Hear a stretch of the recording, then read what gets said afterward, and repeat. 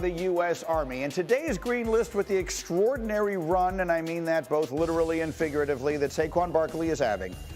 These are the top 5 free agent signings in the NFL that paid off. We'll do them in chronological order. There's no way to compare one to the other. We start with what really was the first one.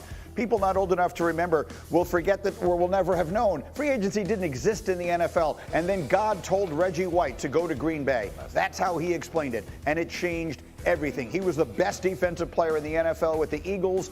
He brought Green Bay to the championship. They won their first Super Bowl with him, the first that franchise had won since the Lombardi era. Next comes Deion Sanders. In consecutive years, so the Niners lost to the Cowboys in the playoffs in 92 and 93. They signed Deion in 94. He's the defensive player of the year, and they win the Super Bowl. The next year, he signs in Dallas, and the Cowboys win the Super Bowl. That Deion was pretty good. Back-to-back years, he signs as free agents, and where he went, championships followed. Next, chronologically, is Peyton Manning going to Denver. He won at least 12 games all 4 of his years there. He was terrific immediately. He was the MVP of the league in his second year there, and they made the Super Bowl. And then, of course, in his final game, they won Super Bowl 50. So Manning's era in Denver, a ridiculous success over the course of 4 years. Then we fast forward to 2020 and Tom Brady. I mean, what can you say? He went to Tampa Bay. They had missed the playoffs 12 consecutive years. Then he shows up and they win the Super Bowl immediately during a pandemic. Tom Brady wound up having several good years in Tampa, but obviously the immediate impact that he made is something perhaps unlike anything we've ever seen in the NFL until now. Saquon Barkley then joins this list, signing as a free agent with the Eagles, ran for over 2,000 yards. He's a finalist for MVP. He's a finalist for Offensive Player of the Year. And once if he has a bad day by his standards in the Super Bowl, he will wind up having rushed for more yards this year, including the playoffs, than any player in any season in NFL history. So he certainly belongs on this list. Dan Graziano, how would you describe the impact that the signing of Saquon Barkley has had on the Eagles? Put me in a bad position. Obviously, it's had a great impact. He's a great player. He's having a great season. They're in the freaking Super Bowl. Yeah. I've been hearing from Jeff Saturday all year. Yes, there's no question about it, and a significant one. But I just like, to me, it's like what they did bringing in Vic Fangio, what they did in the draft and defense, what they did signing, Zach Vaughn and making him into a defensive player of the year. Look at this. They're scoring maybe 1.5 points more on offense this year. The offense was great, still is great. Saquon gives them an explosive element, can score from 60 yards away anytime he wants. This is why the Eagles are in the Super Bowl, right here. They're allowing a touchdown less per game. I love you. Come on. I love you. That's good. I mean, you're right. What I want to know is why you come to me first. You should have let them say great things about Saquon, and I could have said, he's great, but look at this too. No, I like this. We start with the defense. Let's do a deep dive on Quinyon Mitchell and how he shut him down and then did the scary Terry. We got to fill 2 weeks. Here's the thing. So let's what you're saying is not wrong. I know. The turnaround of the Eagles defense has been an enormous part of the story. Sure. What I think is also true is that Saquon Barkley, you could make an argument and defend it, is having the greatest season any running back has ever had. I also think his attitude, his leadership, his selflessness, all of the things that he helps when you're winning. I think when the culture of that organization, I think, is a stable one. Last year, you're right, it was a little rocky. Bringing Saquon in, I think, did give them something to galvanize around. In Saquon having the season that he has, it really helps whenever you're leading a group to be able to focus on any one thing. And Saquon was that thing this year. Whether he was the reason why the defense was great, the defense was part of the reason why they could run the ball as often as they did, because no team can get away from him. That's what happens, is sometimes the defense is not good enough and the team that you're playing against gets away from you, then you can't run the ball anymore. So Saquon's been great. The one thing I did learn from this game, though, is center's kind of overrated. Kind of an overrated position. Kind of over Jason Kelsey, and then we're rotating through. Heroic effort. Anybody can do it. They don't even need to be healthy. I'm not minimizing it. I'm just saying they breaking damn records out there, and they just rolling centers out there. They got 2 good legs between their centers. Who do we got for center? Oh, it doesn't matter. Just throw anybody out. Oh, it's like Jason Kelsey. We can't do this without Jason Kelsey. No. Saquon plays center. So Kelsey's overrated is what y'all are saying. And two, No, you said it. No, I'm saying he's properly rated.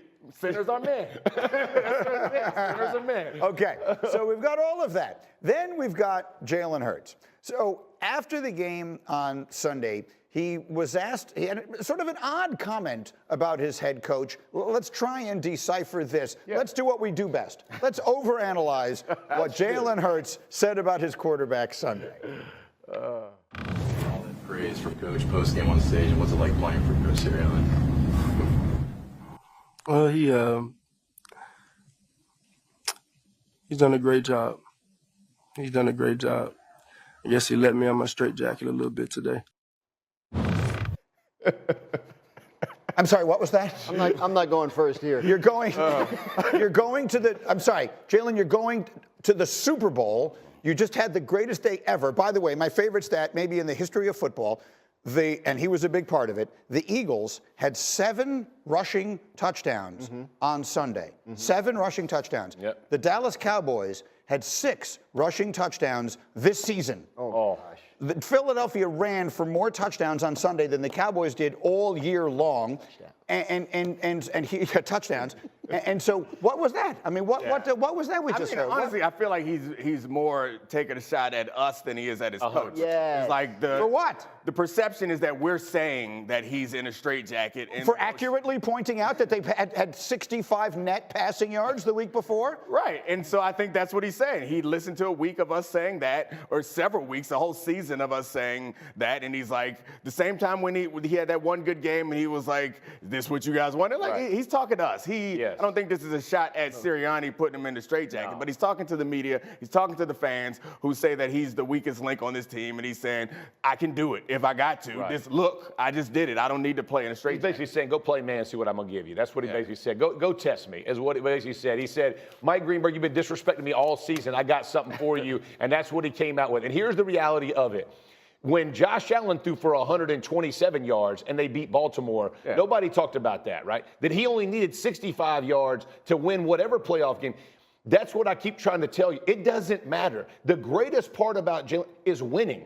That's what makes you elite. His elite quality is he wins. He's been in 2 Super Bowls in 3 years. Winning matters. In whichever way you have to win, you think he doesn't want to go throw for 200 yards every week? Absolutely he would. But that's not the way this team wins. It does benefit their defense. They can run the ball that way. It does benefit their running game, but their defense is this good. It's called collective, a team game for a reason, and Jalen Hurts is just throwing a little shade your way. Not my way, because I've been championing all season. The shade that he hasn't thrown, though, I think the fair criticism of Jalen Hurts is if they are down. The problem is they don't never go down by that much. It's like if you go down a few touchdowns early in the game, all of us recognize that Josh Allen and Patrick Mahomes and Lamar Jackson, those guys, like, the game's not over. But the question is, and to his credit and to this team's credit, we may never have to find out the answer to that question because they just kick everybody's ass. We found out the answer to that question last year. That's the problem. Right. 2 things can be true. It is true that Jalen Hurts is capable of doing what he did Sunday and winning a game when the Eagles need him to. It's also true that throughout the course of this season,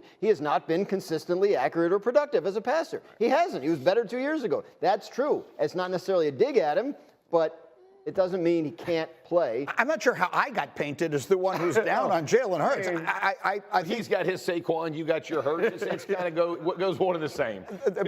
Jeff, they had 195 feet of net passing yards in the game 2 weeks ago. I mean, when we're counting these things in feet, there's obviously a problem. The receiver is reading a book on the sideline. I can ignore that if you want me to, but it's obviously a thing. They work extremely well in chaos, and they don't worry about all the ancillary things that we bring at them. And the bottom line is they feel very confident whichever way they have to win, they will win. That we bring at them. And he's smooth. Okay. Like, don't hate. We'll come back to this one. I like this. Let me run the floor. We had a big night in the...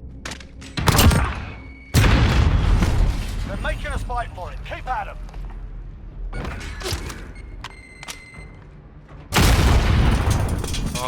Oh.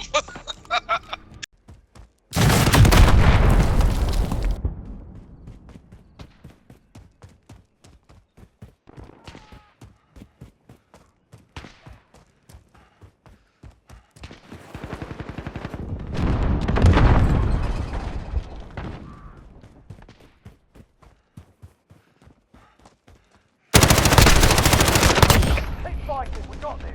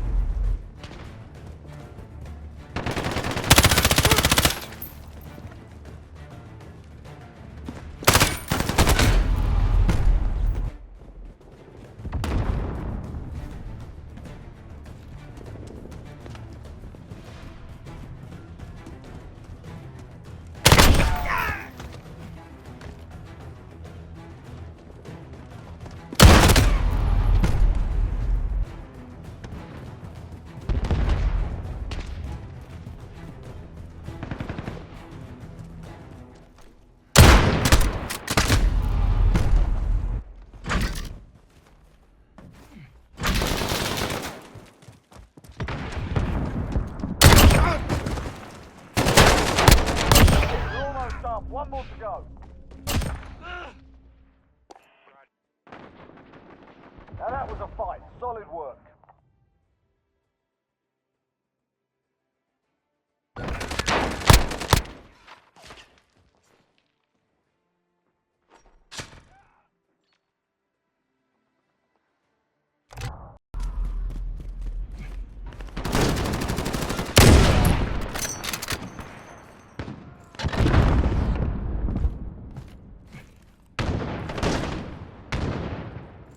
Damn, I have to dust you off.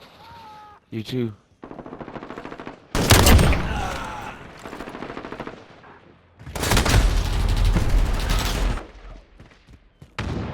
Oh, he got me.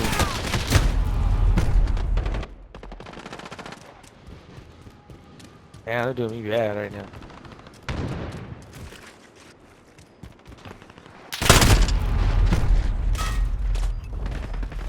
Oh, how the fuck?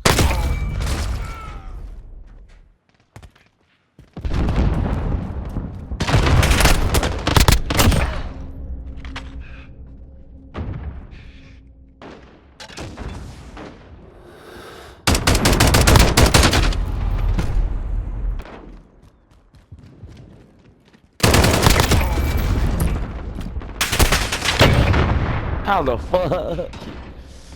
Ah, hit markers like motherfucker.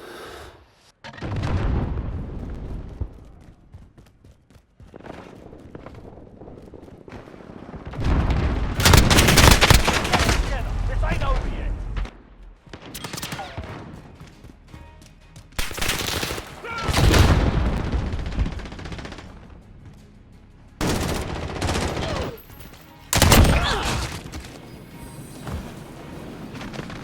King Aries right there.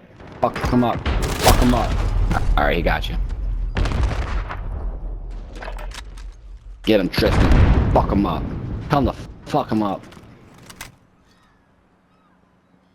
10 seconds. Gonna be a hit marker. It's silenced.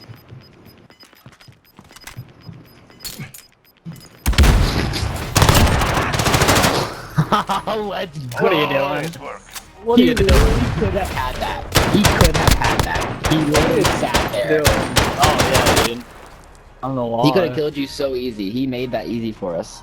Them trash cans, dude. That was probably the 1 and 8 dude. Probably was.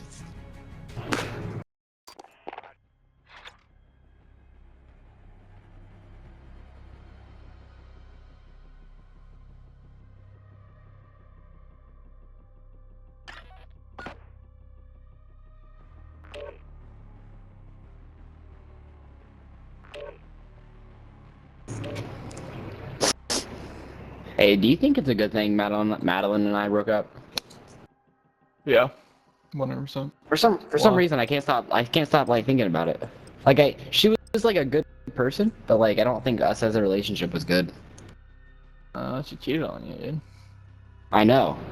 But I mean like I kind of see like why, cuz like I was kind of shitty to her in like the aspect where I was like she was trying to have sex and I was kind of like just like you can